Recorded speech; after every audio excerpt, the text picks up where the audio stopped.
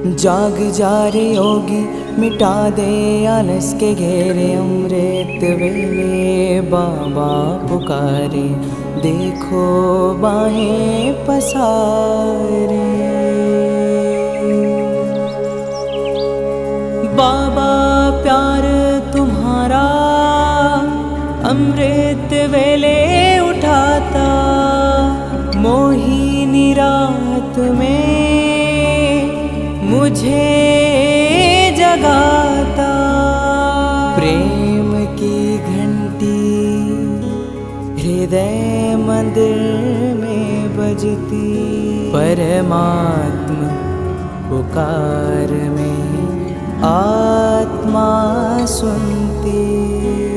नींद पर होती योग की विजय, माया के होते सहज पराजय। आराम नहीं मिलन चाहती, बाबा संग आत्मा खिल जाती।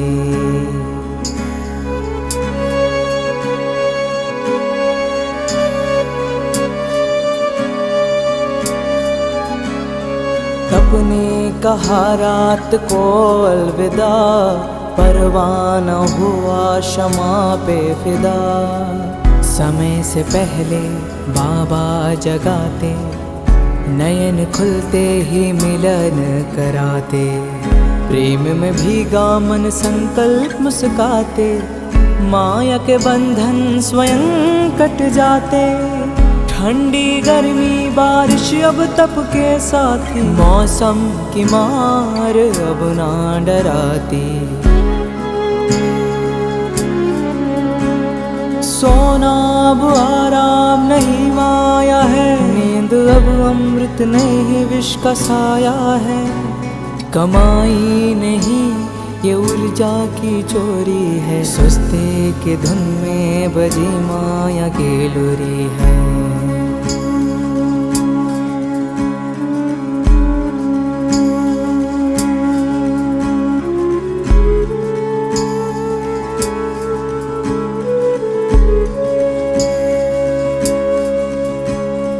आराम की चाह वो रूह की लाचारी है, तप की राह में मन की हेरा फेरी है। जागृत में विश्व कल्याण का सूत्र हूँ, ब्रह्म मुहूर्त का प्रहरी मैं शिव पुत्र हूँ।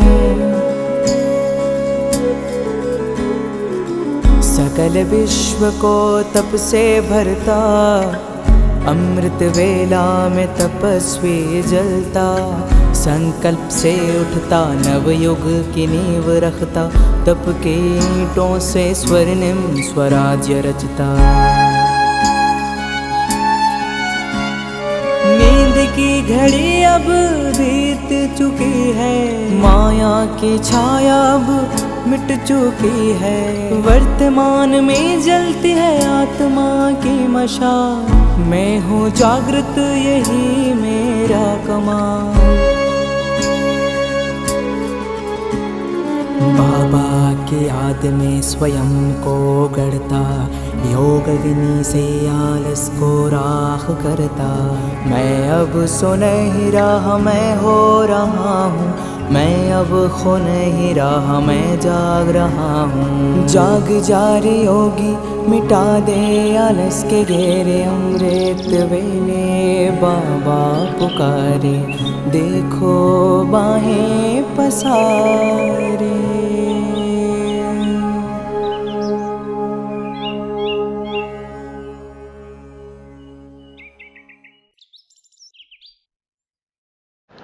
ஓம் சாந்தி.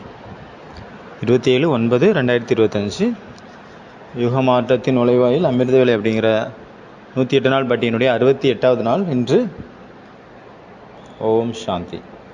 யோகத்தின் சரளமான ஒரு அடையாளத்தை சொல்லணும் அப்படின்னா, சிம்பிளான அடையாளம் சந்திப்பின் மூலம் கிடைக்கக்கூடிய ஒரு ரசனை, இந்த ரசம், சாரம். யோகா அப்படின்னா சந்திக்கிறது. யோகா அப்படின்னா ஸ்மிருதி, நினைவு. யோகா அப்படின்னா லகனில் மகன், ஈடுபாட்டில் மூழ்கி இருக்கிறது. யோகா அப்படின்னா நினைவு யாத்திரை.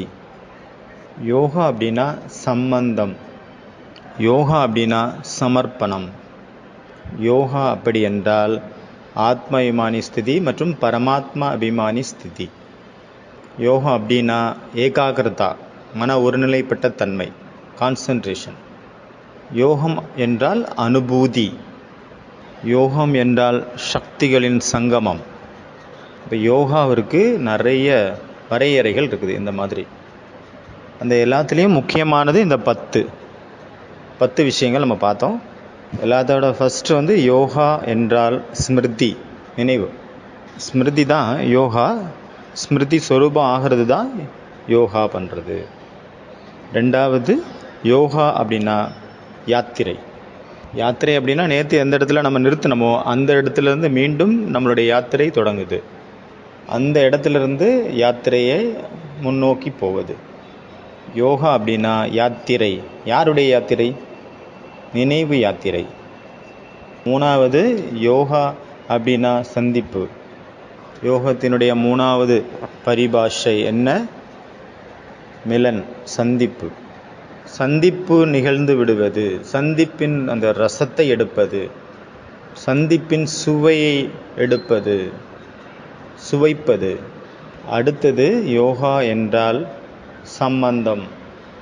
அனைத்து சம்பந்தமும் ஒரே ஒரு பாபா கூட ஒருவேளை ஏதாவது ஒரு சம்பந்தம் காலியாக இருந்தது அப்படின்னா, செய்யாமல் நம்ம இருந்தோம் அப்படின்னா, அனுபவம் பண்ணாமல் இருந்தோம் அப்படின்னா, அப்பொழுது மனசினுடைய அந்த வெறுமைத்தன்மை மனிதர்கள் பக்கம் நம்மளை இழுத்துட்டு போகிறது. உண்மையிலே ஆத்மாவுடைய காலித்தன்மை வந்து பரமாத்மாவால் தான் நிரப்ப முடியும். யோகா அப்படின்னா சந்திப்பு. 4வது பாயிண்ட் பார்த்தோம். யோகா அப்படின்னா சம்பந்தம். 5வது வந்து யோகா அப்படின்னா லகனில் மகனாக இருக்கிறது, அதாவது ஈடுபாட்டில் மூழ்கி இருக்கிறது, அன்பில் மூழ்கி இருக்கிறது, அந்த விஷயத்திலேயே மூழ்கி போகிறது. அடுத்தது யோகா அப்படின்னா சமர்ப்பணம். யோகா அப்படின்னா சர்வஸ்வ சமர்ப்பணம். அடுத்தது யோகா அப்படின்னா ஆத்ம அபிமானி மற்றும் பரமாத்மா அபிமானி ஸ்திதி, சோல் கான்சியஸ் மற்றும் காட் கான்சியஸ். அடுத்தது யோகா அப்படின்னா அட்டென்ஷன். அடுத்தது யோகா அப்படின்னா கான்சன்ட்ரேஷன், மன ஒருநிலைப்பாடு. லாஸ்ட் பாயிண்ட்டு, யோகா அப்படின்னா எனர்ஜி டிரான்ஸ்பரண்ட், சக்திகளின் பரிமாற்றம். பரமசக்தியிடமிருந்து சக்திகளின் பரிமாற்றம் நிகழ்வது, பரிமாற்றப்படுவது. பண பரிமாற்றம் மாதிரி சக்திகளுடைய பரிமாற்றம். டிரான்ஸ்பரன்ஸ், மணி டிரான்ஸ்ஃபர் பண்ணுற மாதிரி இங்கே பவர் டிரான்ஸ்ஃபர். இதுதான் இந்த 10 அடையாளங்கள் யோகா அப்படிங்கிறதுனுடைய விஷயத்தில்.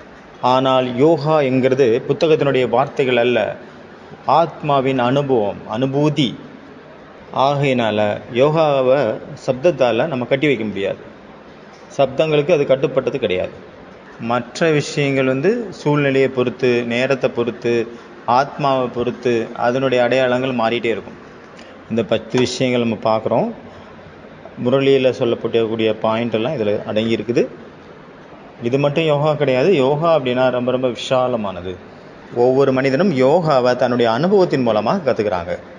யோகா அப்படின்னா ரியலைசேஷன். யோகத்தினுடைய அடையாளம் என்ன? அனுபூதி, அனுபூதி. அதனால் இன்றைக்கி பாபா சொல்கிறாங்க, ரியலைசேஷன் கோர்ஸ் பண்ணுங்கள். ரியலைசேஷன் கோர்ஸ் அமிர்த வேளையில் என்ன பண்ணுங்கள்? ரியலைசேஷன் கோர்ஸ் பண்ணுங்கள். டீப் எக்ஸ்பீரியன்ஸ், மேலோட்டமான கிடையாது, இது உள்ளுக்குள்ளே ரியலைஸ் பண்ணுறது. மனிதர்கள் வந்து மேலோட்டமாக வாழ்கிறாங்க. அங்கே வந்து அஃபீஷியல் இருக்குது, ஆடம்பரம் இருக்குது, நடிப்பு இருக்குது, ஷோ காட்டுறாங்க, பசாங்கு இருக்குது. அவங்க சிரிக்கிறாங்க அப்படின்னா அந்த சிரிக்கிறது கூட ரொம்ப சின்னதாக தான் இருக்குது. ஒவ்வொரு சிரிப்புக்கும் உள்ளேயும் ஒவ்வொரு வலி மறைஞ்சிருக்கு. இல்லைன்னா அவங்க நடிக்கிறாங்க, மறைச்சிடுறாங்க, வெளியில் காட்டிக்கிறாங்க, ஆனால் உள்ளுக்குள்ளே மறைஞ்சிருக்குது. அஃபீஷியலாக வாழ்ந்துட்டுருக்குறாங்க. ஆனால் ஆழத்தில் போகும்போது தான் அந்த மௌனம் என்ற நதி அங்கே ஓடிட்டுருக்கு. மக்களால் அதை வந்து தொடக்கூட முடியலை, அந்த மட்டம் வரைக்கும் போகவே முடியல. ஏன்னா அது ஆழத்தில் இருக்குது. ஒரு அமெரிக்கர் வந்து ஆப்பிரிக்காவினுடைய ஆதிவாசிகள் இருக்கக்கூடிய இடத்துக்கு போனார். அவர் வந்து ஒரு ஸ்பீக்கர், ஒரு நற்சிந்தனையாளராக இருந்தார். எல்லா ஆதிவாசிகளையும் ஒன்று சேர்த்து வச்சுக்கிட்டு அவர் பேச போகிறார். இப்போ அவர் ரொம்ப நேரம் பேசினார், ரொம்ப பெரிய சொற்பொழிவாட்டினார், ஒரு மோட்டிவேஷனல் ஸ்பீச் கொடுத்தாருன்னு வச்சுக்கோங்க. அந்த ஸ்பீச்சுக்கு நடுவில் அரை மணி நேரம் ஒரு ஸ்டோரி சொன்னாருங்க. எல்லா ஆதிவாசிகளும் உட்கார்ந்துருந்தாங்க, யாருடைய முகத்துலேயும் ஒரு உணர்வும் இல்லை, அப்படியே இருந்தாங்க. ஸ்டோரி முடிச்சு போச்சு, அவர் ஸ்பீச்சும் முடிஞ்சிச்சு. அந்த ஸ்பீச்சில் வந்து அரை மணி நேரம் ஒரு ஸ்டோரி தான் சொன்னார். அது அரை மணி நேரம் அந்த ஸ்டோரியை சொன்னார். அங்கே டிரான்ஸ்லேட் பண்ணக்கூடிய ஒருத்தர் இருந்தார் இல்லையா, இவர் அரை மணி நேரம் சொன்ன ஸ்டோரியை அவர் 4 லைனில் சொல்லி முடிச்சிட்டாரு. எல்லாரும் அப்போ விழுந்து சிரிக்கிறாங்க, ஆஹா ஓஹோன்னு. அவர் அரை மணி நேரம் உள்ள வார்த்தையை 4 வார்த்தையிலே முடிச்சிட்டார். அவர் டிரான்ஸ்லேஷன் பண்ண உடனே ரொம்ப நல்ல உற்சாகமாக சிரிச்சாங்க ஆதிவாசிகள். அந்த ஸ்பீக்கருக்கு வந்து ரொம்ப ஆச்சரியமாக இருந்தது. நான் அரை மணி நேரம் சொன்ன ஸ்டோரி எப்படி 4 வார்த்தையில் முடிஞ்சு போச்சு, இது என்ன ரகசியம்? அவர் ரொம்ப கன்ஃபியூஸ் ஆகிட்டார் பார்த்து. இந்த டிரான்ஸ்லேஷன் பண்ணுறவரை கூப்பிடுறாரு, அவர்கிட்ட கேட்குறாரு, நீ என்னையா டிரான்ஸ்லேஷன் பண்ணீங்க? நான் அரை மணி நேரம் சொல்லதை வந்து 4 வார்த்தையில் சொல்லிட்டீங்க. இப்படி சிரிக்கிறாங்க. இப்படி என்ன தான் நீங்கள் சொன்னீங்க? நான் வந்து இவ்வளோ தான் சொன்னேன். அவர் சொல்கிறாரு, இந்த மகான், நம்ம முன்னாடி இருக்கக்கூடிய மகான் ஒரு ஜோக் சொல்லியிருக்கிறாரு, எல்லாரும் சிரிங்க பார்ப்போம் அப்படின்னு சொன்னேன். அவர் காமெடி சொல்லியிருக்கிறாரு, நம்ம வேலை என்ன? சிரிக்கணும். அதனால் எல்லாரும் சிரிங்க, அதனால் எல்லாரும் சிரிக்கிறாங்க. அப்போ அந்த சிரிப்பு கூட மேலோட்டமானது, சிரிப்பு கூட ஒரு அஃபீஷியலானது, இதயபூர்வமானது அல்ல. அந்த அதில் வந்து எந்த ஒரு அதிர்வலைகளும் இல்லை, எந்த ஒரு ஸ்பார்க்கும் இல்லை. இங்கிலீஷில் ஒரு வார்த்தை இருக்குது, ஃபோனி. ஃபோனி அப்படின்னா பொய், சூட்டா பொய், ஆர்டிஃபிஷியல்னு அர்த்தம். இந்த வார்த்தை வந்து ஃபோன் மூலமாக வந்ததுனால இதுக்கு ஃபோனின்னு பேர் வச்சிட்டாங்க. ஃபோனில் வரக்கூடிய வார்த்தைகள் வந்து அந்த எந்த ஒரு மனிதருடைய வார்த்தைகள் கிடையாது, அது பொய்யான வார்த்தைகளாக இருக்கிறது. இந்த புது வார்த்தை இதிலேருந்து தான் வந்தது. ஃபோனி அப்படின்னா பொய் அப்படின்னு அர்த்தம். பொய்யான சிரிப்பு. மனிதன் வந்து வாழவும் இல்லை, இறக்கவும் இல்லை, என்ன பண்ணிகிட்டு இருக்கிறாரு? இழுத்துட்ருக்கிறாரு, தரன்னு ஓட்டிகிட்ருக்கிறாரு வாழ்க்கையை. அவர் உயிரோடவும் இல்லை, சாகவும் இல்லை. அவர் லௌகீகத்துலேயும் இல்லை, அலௌகீகத்துலேயும் இல்லை. அவர் வந்து லௌகீகத்திலையும் பூர்ணமானவராக இல்லை, அலௌகீகத்திலையும் பூர்ணமானவராக இல்லை. முழு பொறுப்பாளராக எதுலேயும் ஒன்றுலேயும் இல்லை, எந்த ஒன்றுலேயும் இல்லை. 2 போட்டில் கால் வச்ச மாதிரி. இதுதான் இன்றைய மனிதர்களுடைய நிலை. இப்படி தான் இருக்குது. ஆஸ்பத்திரியில் நம்ம பார்க்குறோம், பகல் நேரத்தில் ஃபுல் டேயில் அத்தனை பேர் வராங்க. ஒவ்வொருத்தருக்கும் அவங்கவுங்களுக்கு வலி இருக்குது தனித்தனியாக. எவ்வளோ துக்கத்தில் இருக்கிறாங்க அங்கே வர்றவங்க, எவ்வளோ அவங்களுக்கு வலி, எவ்வளோ வேதனை. எல்லாருமே ஒரு வெளியில் ஒரு வெளிப்பகட்டோடு வாழ்ந்துட்டுருக்காங்க, அவ்வளோதான். ஆனால் உள்ளுக்குள்ளே செத்து போனவங்களாக இருக்காங்க, உசுரோடு இல்லை. பிணங்கள் நடந்துகிட்ருக்கு, அவ்வளோதான். முற்றிலுமாக 100% ஆர்டிஃபிஷியல், டூப்ளிகேட், செயற்கைத்தன்மை. வேகமாக ரொம்ப நல்ல மழை பெஞ்சிட்டு இருந்தது. அப்போ ஒருத்தர் வந்து அதில் மலையிலேருந்து தப்பிக்கிறதுக்காக ஒரு வீட்டுக்கிட்ட நிற்கிறாரு. அவர் என்ன நினைக்கிறாரு? மழை நின்ன பிறகு போகலாம் அப்படின்னு நினைக்கிறாரு. ஒரு ஜன்னல் இருக்குது அந்த வீட்டில். அந்த ஜன்னல் வழியாக பார்க்கும்போது தெரியுது, குரு இருக்கார். ஒரு குரு, அவர் தன்னுடைய சிஷ்யர்களுக்கு கதை சொல்லிகிட்டு இருக்கிறாரு. அவர் சொன்ன கதை அவ்வளோ நான்சென்ஸாக இருந்தது, அவ்வளோ பக்கவாசாக இருந்தது, மொக்க கதையாக இருந்தது. நிறைய தடவை அவர் கேட்டுட்டு இருந்தார்ல, இவருக்கு தோணுச்சான் போய் அந்த கதையை முதல்ல நிறுத்த சொல்லணும் அப்படின்ட்டு. ஆனால் அப்புறம் நினச்சாரு, நமக்கு என்ன வந்தது, சொன்னட்டும், நம்ம வேலையை பார்ப்போம் அப்படின்னு அமைதியாகிட்டார். நான் தான் மழை நின்னோன்னு போயிடுவேனே, நடுவில் எதுக்கு வம்பு. ஆனால் ஒரு டைம் அந்த மாதிரி வந்தது, அவரால் கண்ட்ரோல் பண்ணவே முடியல. ரொம்ப ஓவராக ஸ்டோரி போன பிறகு அவரால் கண்ட்ரோல் பண்ணவே முடியல. குருதேவ் வந்து ரொம்ப ஓவராக கதை சொல்லிட்டாரு, ஓவராக போயிட்டாருங்க. அப்போ அவரால் கண்ட்ரோல் பண்ண முடியாமல் அவர் உள்ளே போயிட்டார் அந்த வீட்டுக்குள்ளே. அந்த நேரம் எப்போ வந்தது அப்படின்னா, உள்ளுக்குள்ளே வந்து அந்த குரு வந்து கதை சொல்லிட்டு இருந்தார். நான் வந்து இளைஞனாக இருக்கும் பொழுது ஆப்பிரிக்காவின் காடுகளில் அலைந்து திரிந்தேன். ஒரு நாள் இரவில் நான் தனியாக இருந்தேன். அப்புறம் திடீர்னு பார்த்தா என் முன்னால் சிங்கம் வந்து விட்டது. அந்த சிங்கம் 15 அடி தூரத்தில் இருந்தது. சிஷ்யர்கள் வந்து ரொம்ப ஆச்சரியப்பட்டு கேட்டாங்க, அடுத்தது என்னாச்சு, அடுத்தது என்ன ஆகணும்?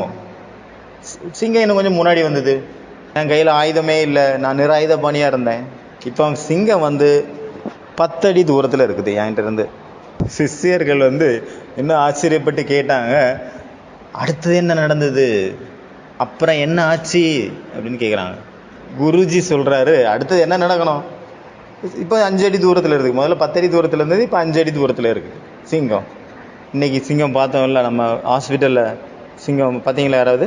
இன்றைக்கி சிங்கம் அங்கே வந்திருந்தது ஹாஸ்பிட்டல் சுற்றி வெளியில். இப்போ சிஷ்யர்களால் பொறுத்துக்கவே முடியலங்க. அடுத்தது என்ன ஆச்சுன்னு சொல்லுங்கள் சீக்கிரம்.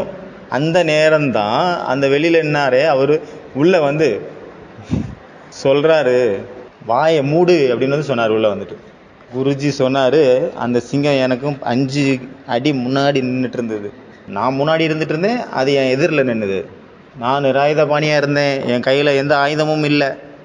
சிஷ்யர்கள் சொன்னாங்க, சீக்கிரமாக சொல்லுங்கள், எங்களால் முடியலை, அடுத்தது என்ன தான் நடந்தது அப்படின்னு கேட்குறாங்க.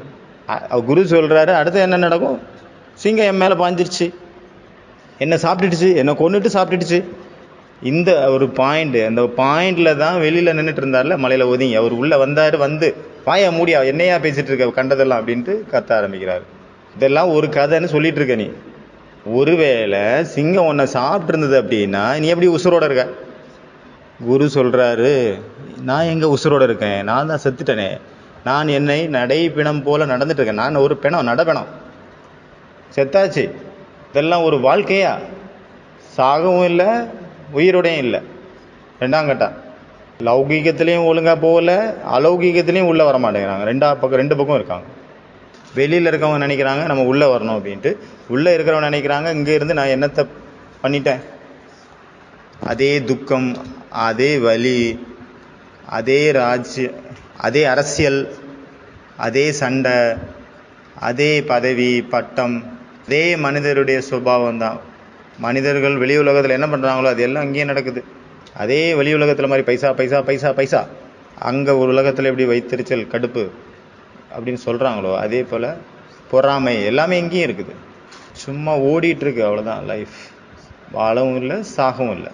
ரியலைசேஷன் அப்படின்னா ஆழமான அனுபூதி, தன்னுடைய வாழ்க்கை, தன்னுடைய லட்சியம், அதனுடைய ரியலைசேஷன்.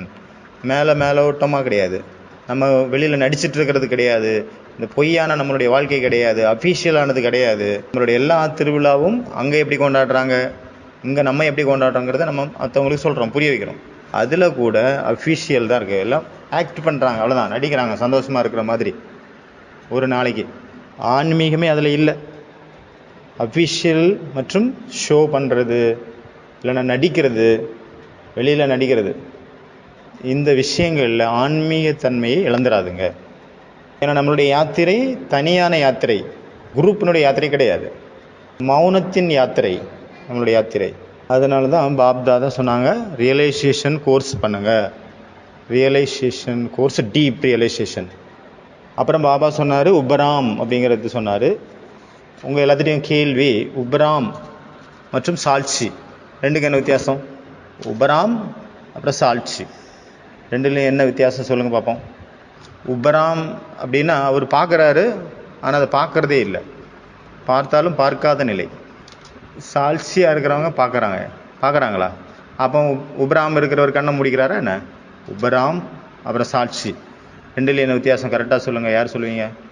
உபராம் அப்படின்னா மேலே இருக்கிற ஊப்பர் இருக்கிறவரா? வேற சொல்லுங்கள். சாட்சினா கீழே இருக்கிறவங்களா? ஐயோ என்ன, கரெக்டாக சொல்லுங்கள். உபராம் அப்படின்னா ராமர்கிட்ட போகிறவங்களா? என்னெல்லாம் பாயிண்ட் சொல்கிறீங்க. இப்போ சாட்சி இருக்கிறவர் எங்கே போவார்? அவன்கிட்ட போகிறாரா? ரெண்டு ஸ்திதியுமே மகான் ஸ்திதி, ரொம்ப ரொம்ப ஆழமான ஸ்திதி, சூட்சுமமானது. ரெண்டுக்குமே ஒரு சூட்சுமமான வித்தியாசம் தான், நூலிலை போல் ஒரு வித்தியாசம் தான் இருக்குது. சாட்சி, ஃபஸ்ட்டு சாட்சி பார்க்கலாம். சாட்சி அப்படின்னா பார்க்குறாங்க, ஆனால் அதற்கு எந்த ஒரு ஆக்ஷனும் அவங்க பண்ணாமல் இருப்பாங்க, அதுக்குள்ள பாதிக்கப்படலை. சாட்சி அப்படின்னா பார்க்குறது, ஆனால் அதில் போய் மாட்டிக்கிறது கிடையாது. பார்க்குறாங்க, ஆனால் அதில் இன்வால்வ் ஆகிறது இல்லை. சாட்சி அப்படின்னா நதி போயிட்டே இருக்குது, நம்ம அதை பார்க்குறோம், அந்த மாதிரி எந்த ஒரு இன்வால்மெண்ட்டும் இல்லை, எந்த ஒரு ரியாக்ஷனும் இல்லை, எந்த ஒரு எதிர்வினையும் இல்லை, நடுநிலைமையில் இருந்து பார்க்குறதுன்னா அதுதான் சாட்சி. சாட்சி அப்படின்னா ட்ரெயினில் இருக்கிறோம், நம்ம ட்ரெயின் போயிட்டுருக்குது, சீன்ஸ் வந்துகிட்டே இருக்குது, போயிட்டே இருக்குது, ஊர் கடந்துகிட்டே இருக்குது, நம்ம பார்த்துட்டே இருக்கோம், அது போயிட்டே இருக்குது. நம்ம எதாவது பண்ணுறோமா? எதுவும் பண்ணுறதில்ல, நம்ம பார்த்துட்ருக்குறோம், அவ்வளோதான். ட்ரெயின் போயிட்டுருக்குது, நம்ம ட்ரெயினில் உட்காந்துருக்குறோம். சாட்சி அப்படின்னா நான் ரோட்டில் சைடில் நின்றுட்டுருக்கிறேன், வண்டி வருது, வண்டி போகுது, நான் எதுவுமே பண்ணல, பார்த்துட்ருக்கேன், அவ்வளோதான். இதுதான் சாட்சி நிலை. அடுத்தது உபராம் அப்படின்னா ஒரு மலைக்கு மேலே ஒருத்தர் இருக்காருன்னு வச்சுக்கோங்க. அவர் மேலே இருக்கார், கீழே நிறைய குழப்பம் நடக்குது, ஏதோ சண்டை நடக்குது, ஏதோ சப்தம் இருக்குது, ஆனாலும் அவருக்கு எதுவுமே கேட்கல.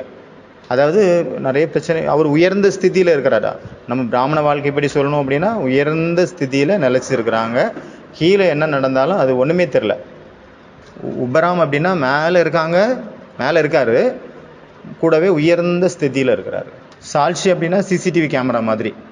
உபராம் அப்படின்னா சேட்டிலைட். சிசிடிவி கேமரா என்ன பண்ணுது?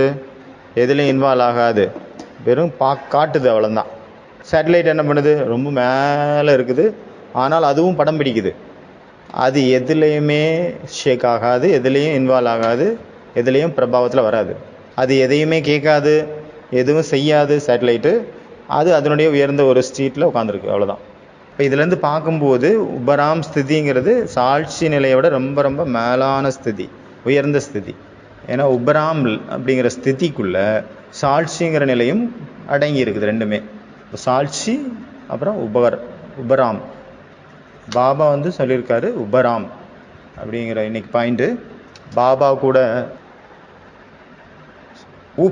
அதில் வருதுல்ல, அப்படின்னா ஊப்பர் மேலே.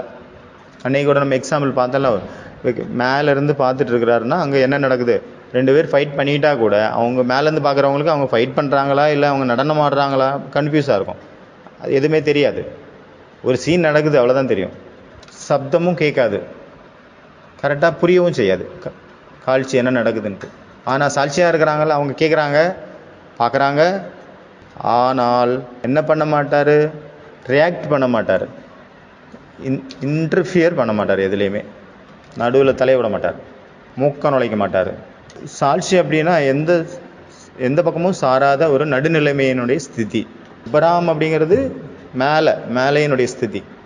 அடுத்தது 3வது பாபா யோகாவை பற்றி சொல்லியிருக்கிறாரு இன்றைய பாயிண்டில். யோகாவில் எல்லா சம்பந்தங்களுடைய உதவியையும் எடுத்துக்கிறது தான் யோகா. பாபா கூட எல்லா சம்பந்தமும் வைக்கணும், எல்லா சம்பந்தங்களுடைய அனுபவங்களையும் எடுத்துக்கணும். ஒவ்வொரு சம்பந்தத்தை எடுத்துக்கோங்க, அதுலேருந்து ஹெல்ப் எடுத்துக்கோங்க.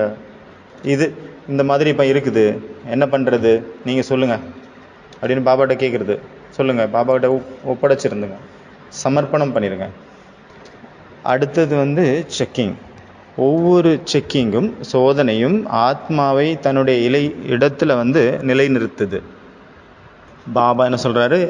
ஃபுல்லாக நல்லா செக் பண்ணுங்கள். ஏதாவது ஒரு சம்பந்தம் நீங்கள் வைக்காமல் இருக்கிறீங்களா? ஏதாவது ஒரு சம்பந்தத்துலேருந்து வஞ்சிக்கப்பட்டவங்களாக இருக்கிறீங்களா, வஞ்சிக்கப்பட்டிருக்கீங்களா அப்படிங்கிறத செக் பண்ணுங்கள். ஏதாவது ஒரு சம்பந்தம் நல்லா செக் பண்ணுங்கள். அடுத்தது பாபா என்ன பாயிண்ட் சொல்கிறாருன்னா, டிவைன் இன்டலெக்ட், திவ்ய புத்தி. திவ்ய புத்திங்கிறது என்னங்கிறாரு பாபா? லிப்ட் அப்படிங்கிறாரு. உங்கள் எல்லாருக்கும் பாபா மூலமாக ஜென்மம் எடுத்தோடனே என்ன கிடச்சிருக்கு? லிஃப்ட்டு கிடச்சிருக்கு. அந்த லிஃப்ட் என்ன லிஃப்ட்டு? நம்மளுடைய புத்தி தான் லிஃப்ட்டு. இந்த மனசை எங்கே வேணுமோ நம்ம அங்கே எடுத்துகிட்டு போக முடியும் இந்த லிஃப்ட் மூலமாக. இப்போ இங்கே இருக்கீங்க, இப்போ கொஞ்ச நேரத்தில் அங்கே போகலாம், கொஞ்ச நேரத்தில் அங்கே, கொஞ்ச நேரத்தில் இங்கே, கொஞ்ச நேரத்தில் அங்கே. இப்படி நம்ம புத்தி மனசை வந்து எங்கே வேணாலும் நம்ம லிஃப்ட் மூலமாக எடுத்துகிட்டு போகலாம். மனசு வந்து சஞ்சலமாக இருக்குல்ல, அதனுடைய சுபாவம் அதுதானே, அதனுடைய நேச்சுரல் சஞ்சலமாக இருக்குது. அதை மிஸ்யூஸ் பண்ணுங்கள். மனசினுடைய சஞ்சலமான சுபாவம் இருக்கு இல்லையா, ஒரு இடத்துல இருக்க மாட்டேங்குது, அதை நம்ம யூஸ் பண்ணிக்கலாம் இந்த நேரத்தில். இதுக்காக அது சஞ்சலம் தானே, அது ஒரு இடத்துல இருக்காதுல்ல மனசு, அதுக்கு இருக்க முடியாது. அதை என்ன பண்ணலாம்? இந்த சஞ்சலமான மனசை யூஸ் பண்ணிக்கோங்க, பயன்படுத்திக்கோங்க. எப்படி யூஸ் பண்ணுறது? வேறு இடத்துக்கு அதை கூட்டிகிட்டு போங்க. சில நேரம் இங்கே, சில நேரம் அங்கே, சில நேரம் வேறு இடத்துல, சில நேரம் இன்னொரு இடத்துல, சில நேரம் மேலே, சில நேரம் கீழே, சில நேரம் நடுவில், சில நேரம் ஆழத்தில், சில நேரம் ரைட்டு, சில நேரம் லெஃப்ட்டு, சில நேரம் சூட்சுமோதன், சில நேரம் பரந்தாமம், சில நேரம் சத்தியம். வேறு இடத்துக்கு அதை கூட்டிகிட்டு போங்க. மாயா வந்து நம்மளை நல்லா ஏமாத்துச்சு, எவ்வளோ சதி பண்ணிச்சு மாயா. இப்போ மாயா மேலே நம்ம என்ன பண்ணோம், சதி வேலை செய்யணும் மாயாவை. இதை தான் கூட்டநீதிங்கிறாங்க, ராஜதந்திரம். மாயா நம்மளை நல்லா அலைய வச்சிச்சு. நம்ம அந்த மாயாவை நம்மளும் அதே மாதிரி அதை ஏமாற்றுவோம். இப்போ ஒரு குழந்தை இருந்தது, ஒரு பையன் இருந்தாப்புல, அவர் ஜிலேபி விற்றுட்டு இருந்தார். ஆனால் எல்லாத்திட்டையும் கூப்பிட்டுட்டு இருந்தார், ஆளுலேலோ ஆளுலேலோ, உருளைக்கிழங்கு வாங்கிக்கோங்க, உருளைக்கிழங்கு வாங்கிக்கங்கன்னு கத்திட்டு இருந்தார். ஒருத்தர் அங்கே வழியாக போனார். அவர் சொல்கிறாரு, அட நீ வச்சிருக்கிறது ஜிலேபி, ஆனால் ஆளுலேலோ ஆளுலேலோங்கிறியே, உருளைக்கிழங்கு வாங்குறியே, என்ன கதை, ஒன்றும் புரியலையே.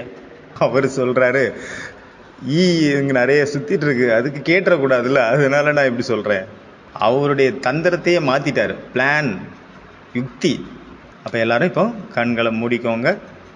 நான் என்னெல்லாம் வார்த்தைகள் சொல்லுவேனோ அந்தந்த இடத்துக்கெல்லாம் உங்களுடைய மனசை கூட்டிகிட்டு போங்க. அந்த இடத்துல நிலச்சிருங்க. ரொம்ப நேரம்லாம் கிடையாது, ரொம்ப ஃபாஸ்ட்டாக போயிட்டு வந்துடலாம். எல்லா கவனமும் சுவாசத்தில் வைங்க. மூச்சு காற்றுல சுவாசம், மூச்சு வந்துட்டுருக்கு, போயிட்டுருக்குது. மூச்சு காற்றை இழுத்துட்ருக்கிறேன், உள்ளே இழுக்கிறேன், வெளியே விடுறேன். நம்மளுடைய முழு கவனமும் முழு உடல் மீதும் வைங்க. மேலேருந்து கீழே வரைக்கும் அதை ஃபீல் பண்ணுங்கள். முகத்தை ஃபீல் பண்ணுங்கள், சரீரத்தை ஃபீல் பண்ணுங்கள். சரீரத்தினுடைய மேல் பகுதியிலிருந்து கால் பகுதி வரைக்கும் ஒரு செகண்டில் போயிருங்க சூட்சும வதனத்துக்கு. பாப்தாதாவினுடைய வரம் அளிக்கும் கைகள் என் தலைக்கே மேலே இருக்குது. ஒரு செகண்டில் சாந்தி ஸ்தம்பத்தில் இருங்க போய் அனந்த சக்திகளின் கிரணங்கள் என் மீது விழுந்து கொண்டிருக்கின்றது. அப்புறம் ஒரு செகண்டில் டைமண்ட் ஹால் வாங்க. அவ்யக்த பாப்தாதா டைமண்ட் ஹாலில் வந்திருக்கிறாரு. பாபா என் முன்னாடி இருக்கிறார். நான் பாபா கிட்டேருந்து திருஷ்டி எடுத்துகிட்ருக்கிறேன், திருஷ்டி வாங்கிட்டுருக்கிறேன். ஒரு செகண்டில் பரந்தாமத்துக்கு போங்க, சாந்திதாம் போங்க, முக்திதாம். ஒரு செகண்டில் நான் மவுண்டபிலிருந்து அப்ரோடுக்கு மாரத்தான் ஓடுறேன். ஒரு செகண்டில் ஓடிட்டு வந்துட்டேன். மறுபடியும் உங்களை நீங்களே ரன்னிங் பண்ணுற மாதிரி பாருங்கள். தனியாக ஓடிட்டுருக்கிறீங்க. இந்த ரோடு எனக்கு நினைவுபடுத்துது, நான் எப்போவுமே தனியாக தான் இருக்கிறேன். நான் தனியானவன். சூரியன் உதிக்குது, நான் ஓடிட்டுருக்கிறேன், வேகமாக ஓடிட்டுருக்கிறேன், ரொம்ப ஹாப்பியாக ஓடிட்டுருக்கிறேன். உங்களுடைய சுவாசத்தினுடைய சப்தத்தை கேளுங்க, மூச்சு. நான் ஒரு செகண்டில் இப்போ ஹிஸ்ட்ரி காலுக்கு வந்துட்டேன். அனைத்து தாதிகளுடைய வரதான கரங்கள் என் தலைக்கு மேலே இருக்குது. நான் இப்போ ஹிஸ்ட்ரி காலில் இருக்கிறேன், சக்திசாலியான ஸ்திதியில் இருக்கிறேன். வீணானங்கள் எல்லா விஷயத்துலேருந்து நான் விடுபட்டுருக்கிறேன். ஒரு செகண்டில் நீங்கள் சென்டரில் இருக்கிற மாதிரி பாருங்கள். உங்களை க்ளீன் பண்ணிகிட்ருக்கிறேன் சென்டரை. ஒரு செகண்டில் உங்களை நீங்களே பாருங்கள். ஆயிரக்கணக்கான ஆத்மாக்கள் என் முன்னாடி இருக்காங்க. அவங்களுக்கு யோகா மூலமாக யோகா செய்ய வச்சு அவங்களுக்குள்ள சக்திகளை நான் நிறைச்சிட்ருக்கிறேன். உங்களை நீங்களே பாருங்கள். உங்களுடைய டிபார்ட்மெண்ட்டில் நீங்கள் உட்காந்துட்டு உங்களுடைய சேவை பண்ணிகிட்ருக்கிறத பாருங்கள். ஒரு செகண்டில் மதுபனுடைய பாண்டவனுடைய என்ட்ரன்ஸில் உட்காருங்க, போய் சாட்சியாக பாருங்கள். ஒரு செகண்டில் உலக உருண்டைக்கு மேலே இருக்கிறீங்க, ஆப்பிரிக்கா மேலே இருக்கிறீங்க, அமெரிக்கா மேலே இருக்கிறீங்க, ஐரோப்பா மேலே இருக்கிறீங்க, ஆசியா மேலே இருக்கிறீங்க, ஆஸ்திரேலியா மேலே இருக்கிறீங்க. ஒரு செகண்டில் 5 கண்டங்களையும் நம்ம சுற்றி வர்றோம்.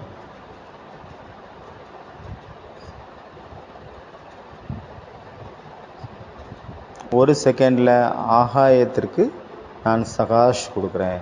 ஒரு செகண்டில் நான் காற்றுக்கு, வாயுக்கு சகாஷ் கொடுக்குறேன். அப்புறம் பூமிக்கு சகாஷ் கொடுக்குறேன், அக்னிக்கு சகாஷ் கொடுக்குறேன், நெருப்புக்கு சகாஷ் கொடுக்குறேன், சூரியனுக்கு சகாஷ் கொடுக்குறேன். நான் அடுத்த செகண்ட் நான் பாபாவுடைய ரூமில் உட்காந்துருக்கேன். பாண்டவன் மவுண்ட் அபுனுடைய பாபா ரூமில் இருக்கிறேன். பாபாவுக்கு போகு வச்சிட்ருக்கிறேன்.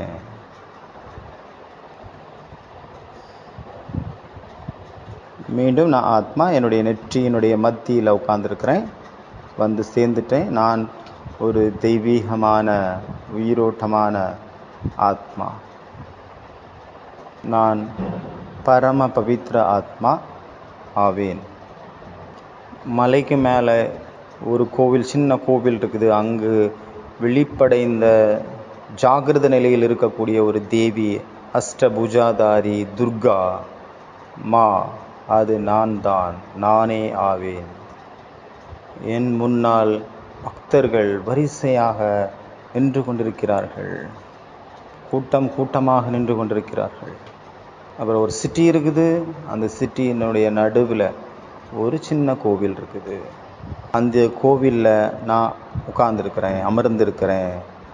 சிவபுத்திர கணேசனாக, விநாயகராக, விக்ன விநாசகராக, சித்தி விநாயகராக அமர்ந்திருக்கின்றேன். ஒரு கிராமம் இருக்குது. அந்த கிராமத்தில் ஒரு குளம் இருக்குது. அந்த குளத்துக்கு பக்கத்தில் ஒரு சின்ன கோவில். அந்த கோவிலில் நான் அமர்ந்திருக்கின்றேன். நான் அதிஷ்டாத்ரி தேவியாக இருக்கிறேன். நான் காத்யாயினி தேவியாக அமர்ந்து முழு உலகிற்கும் சக்திகளையும் சுகத்தையும் அன்பையும் அருளையும் வாரி வழங்கி கொண்டிருக்கின்றேன்.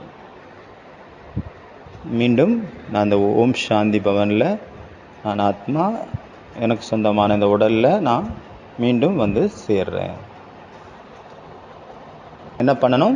மனசை வந்து ஓட விடணும். எங்கே ஓட விடணும்? இது வரைக்கும் மாயாவினுடைய நகரத்தில் வந்து நம்மளை ஓட விட்டது மனசு. இப்போ நம்ம என்ன பண்ணணும்? ஈஸ்வரிய நகரத்தில் ஓட விடணும். இது வரைக்கும் நம்மளை வந்து அது ஓட விட்டுது. இப்போ நம்ம அதை ஓட விடணும். இங்கேருந்து அங்கே, அங்கேருந்து இங்கே, இங்கேருந்து அங்கே, இந்த மாதிரி ஓடிட்டே இருக்கணும், ஓட விடணும். அப்புறம் செக்கிங் டிவைன் இன்டலெக்ட். பாபா சொன்னார், டிவைன் இன்டலெக்ட், திவ்ய புத்தி அப்படிங்கிற ஒரு கிஃப்ட், பரிசு வந்து உங்கள்கிட்ட இப்போ இருக்குது. அதாவது லிஃப்ட் மாதிரி இது. இந்த லிஃப்ட் மூலமாக என்ன பண்ணுங்க, நீங்கள் என்ன பண்ணணும்? 3 லோகத்துக்கும் போயிட்டு வாங்க. 3 லோகத்தையும் சுற்றி வாருங்க. இந்த லிஃப்ட் வந்து சங்கமேகத்தினுடைய ஒரு மேஜிக் மெட்டீரியல், ஒரு அதிசயம் இது. இந்த லிஃப்ட் இது ஒரு அற்புதம். ஒன்று வந்து இன்றைக்கி வந்து 2 காரியம் ஹோம்ஒர்க்கு. ஒன்று வந்து ஃபஸ்ட்டு வந்து ரிலேஷன்ஷிப் மேப் அப்படிங்கிற ஒரு மேப்பை உருவாக்கணும். நடுவில் சிவபாபா வைங்க. அப்போ அவர்கிட்ட அவருடைய எல்லா சம்பந்தத்தையும் நீங்கள் சுற்றி வரைங்க. அம்மாவாக இருக்கிறாரு, அப்பாவாக இருக்கிறாரு, அவர் கணவராக இருக்கிறாரு, நண்பராக இருக்கிறாரு. அவர் எல்லா சம்பந்தங்களுடைய மகா கடலாக இருக்கிறார், மகா சாகரனாக இருக்கிறார். அவர் யார்? சம்பந்தங்களின் மகா சாகரமாக இருக்கிறார், கடலாக இருக்கிறார். அடுத்தது ரெண்டாவது ஹோம்ஒர்க் வந்து லிஃப்ட் விஷுவலைசேஷன். லிஃப்டினுடைய ஒரு பிக்சரை உருவாக்குங்க, அதை விஷுவலைஸ் பண்ணுங்கள். அதில் ஒருத்தர் இருக்கிறார் லிஃப்ட்டில், அது மேலே போகுது, கீழே வருது, மேலே சூட்சுமதனத்துக்கு போகுது, அப்புறம் பரந்தாமத்துக்கு போகுது, அப்புறம் மறுபடியும் கீழே வருது. இந்த மாதிரி விஷுவலைஸ் பண்ணுங்கள். சில நேரம் ஃபரிஸ்தா ரூபம், சில நேரம் தேவதா ரூபம், சில நேரம் பரந்தாமம், சில நேரம் டைமண்ட் ஹால் போங்க, சில நேரம் மதுபனுடைய சார்தாம் போங்க, பாண்டவனுடைய சார்தாம், சில நேரம் பாபாவனுடைய மலைக்கு போங்க, சில நேரம் ஞான சரோவருக்கு போங்க. அங்கங்கே ஏதாவது ஒரு இடத்துக்கு போயிட்டே இருங்க. நம்மகிட்ட நிறைய லொக்கேஷன்ஸ் இருக்குது. அந்த லொக்கேஷனில் லொக்கேஷன் யோகா பண்ணுங்கள். இங்கேருந்து அங்கே, அங்கேருந்து இங்கே. இப்போ வந்து நம்ம பாபா இன்றைக்கி என்ன பாயிண்ட் சொன்னார், அந்த அமிர்த வேலையினுடைய பாயிண்ட் என்ன அப்படிங்கிறத பார்க்கலாம். பாபா கிட்ட எல்லா சம்பந்தங்களுடைய அனுபவங்களும் எடுத்துக்கொள்ளுங்கள். ஒரு சம்பந்தமாவது குறைவு இருந்தது என்றால், ஒரு சம்பந்தத்தினுடைய அனுபூதியில் வஞ்சிக்கப்பட்டவர்களாக இருந்தீர்கள் என்றால் முழு கல்பமும் அவ்வாறு ஆகிவிடும். வஞ்சிக்கப்பட்டவர்களாக ஆகிவிடுவீர்கள். வஞ்சிக்கப்பட்டவர் அப்படின்னா என்ன அர்த்தம்? வஞ்சிக்கப்பட்ட நிலை இல்லைன்னா வெறுமை நிலை, காலியான இடம் அப்படின்னா என்ன அர்த்தம்? ரெண்டுக்கும் வித்தியாசம் என்ன? ரிக்த் அப்படின்னா காலி, வஞ்சிக்கப்பட்டது அப்படின்னா என்ன அர்த்தம்? அதை தேடி நீங்களே கண்டுபிடிச்சிங்க. நேரப்படி வெற்றியின் கொடி ஏன் ஏற்ற முடிவதில்லை? அதற்கான காரணம் என்ன? இப்போ ஒரு ப்ரோக்ராம் நடத்துகிறீங்கன்னா அங்கே கொடி ஏற்ற முடியாமல் போயிடுச்சு. டைமுக்கு ஏற்ற மாதிரி எந்த டைமுக்கு கொடி ஏற்றணுமோ அந்த நேரத்தில் ஏற்ற முடியாமல் போயிடுச்சுன்னா என்ன அர்த்தம்? நீங்கள் ரிஹர்சல் பண்ணல அப்படின்னு அர்த்தம். அதே போல் நம்மளுடைய வெற்றியினுடைய கொடியை நம்ம மனசுக்குள்ளே பறக்க விடணும் அப்படின்னா முதல்ல ரியலைசேஷன் அப்படிங்கிறது ரொம்ப முக்கியம். அதனால் அமிர்த வேலையிலிருந்தே அந்த ரியலைசேஷன் கோர்ஸை ஸ்டார்ட் பண்ணுங்க. வர்ணனை வந்து எல்லாருமே பண்ணுறாங்க. ஆனால் வர்ணனம் பண்ணுறது, ரியலைசேஷன் பண்ணுறது, அனுபூதி பண்ணுறது, இதில் ரொம்ப வித்தியாசம் இருக்குது. ஒன்று வந்து கேட்குறது, இன்னொன்று வந்து சொல்கிறது. பாபா கிட்ட சர்வ சம்பந்தமும் நீங்கள் பண்ண முடியும். ஒவ்வொரு சம்பந்தத்தினுடைய அனுபூதியும் மற்றும் ஒவ்வொரு சம்பந்தத்தினுடைய பிராப்தியும் வேறு வேறையாக இருக்குது. நீங்கள் வந்து இந்த மாதிரி எல்லா சம்பந்தங்களுடைய அனுபூதி மற்றும் பிராப்திகளில் மூழ்கி இருந்தீங்க அப்படின்னா பழைய உலகத்தினுடைய சூழ்நிலை உங்கள்கிட்ட சகஜமாக விடுபட்டுருவீங்க. உபராம் ஸ்திதியில் இருப்பீங்க. உபராம் அப்படின்னு என்ன அர்த்தம் பார்த்தோம்? சேட்டிலைட்ஸ், செயற்கைக்கோள். சாட்சி அப்படின்னு என்ன அர்த்தம்னு பார்த்தோம்? சிசிடிவி. சில நேரம் சிசிடிவியாக இருங்க, சில நேரம் சேட்டிலைட்டாக இருங்க. அதனால் சர்வ சம்பந்தங்களுடைய அனுபவம் மற்றும் பிராப்திகளில் மூழ்கி இருங்க. அப்பொழுது முழு உலகத்தினுடைய எல்லா சூழ்நிலைகள்லேருந்தும் நீங்கள் உபராம் ஆயிடுவீங்க. உபராம்னு என்ன அர்த்தம்னு பார்த்தோம்? ஒன்று மேலே இருக்கிறது, ஊப்பரில் இருக்கிறது. இன்னொன்று பிரபாவத்தில், எந்த ஒரு பிரபாவத்திலையும் வராமல் இருக்கிறது. ஒவ்வொரு சமயமும் பலவிதமான சம்பந்தங்களை நீங்கள் அனுபவம் பண்ண முடியும். அந்த சம்பந்தத்தினுடைய சகயோகத்தின் மூலமாக, உதவியின் மூலமாக யோகத்தில் வந்து நல்ல அனுபவங்கள் செய்ய முடியும். ஒவ்வொரு நேரமும் பாபா பலவிதமான சம்பந்தங்களில் உங்களுக்கு உதவி செய்கிறதுக்கு, அதாவது அனுபவம் செய்ய வைக்கிறதுக்கு பாபா ரெடியாக இருக்கிறார் எப்போவுமே. அவர்கிட்ட நீங்கள் உதவி எடுத்துக்கலாம் எப்போ வேணாலும்.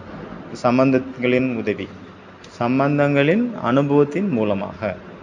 அந்த மாதிரி சகஜ யோகி, நிரந்தர யோகியாக ஏன் ஆக மாட்டேங்கிறீங்க? பாபா தான் எப்போவுமே எல்லா சம்பந்தத்திலையும் உங்களுக்கு உதவி செய்கிறதுக்கு ரெடியாக இருக்கிறாரு. பாபா வந்து எப்போ ஹெல்ப் பண்ணுறாரோ அப்போ ஏன் நீங்கள் எடுக்கக்கூடியவங்க எடுக்க மாட்டேங்கிறீங்க? தாயினுடைய சம்பந்தம், அப்பாவினுடைய சம்பந்தம், ஃப்ரெண்டினுடைய சம்பந்தம், சொந்த பந்தங்களுடைய சம்பந்தம், எப்பொழுதாவது சாஜனுடைய அனுபவத்தை அனுபவம் பண்ணீங்களா? இதுதான் ஒவ்வொரு சம்பந்தங்களுடைய ரகசியம். அனுபவம் செய்தீர்களா?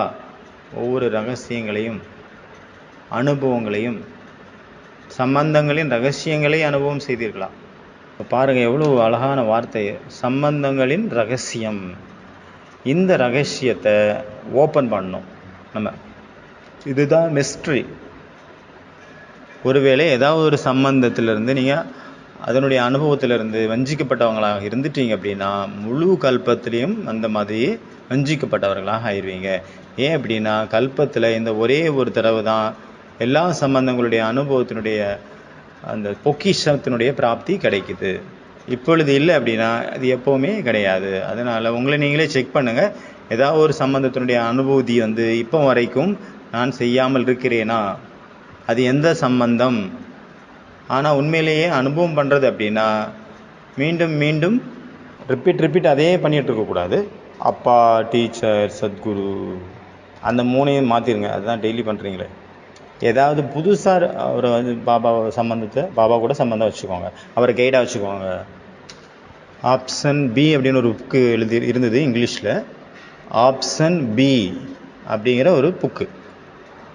ஃபேஸ்புக்கினுடைய ஒரு சிஇஓ இல்லைன்னா ஃபேஸ்புக்கா இல்லை கூகுளான்னு தெரில. அவங்களுடைய ஹஸ்பண்டினுடைய டெத்து, அவங்க இறந்துட்டாங்க ஹஸ்பண்டு. சார்லி ஷான்பேர்க் இதான் பேர்.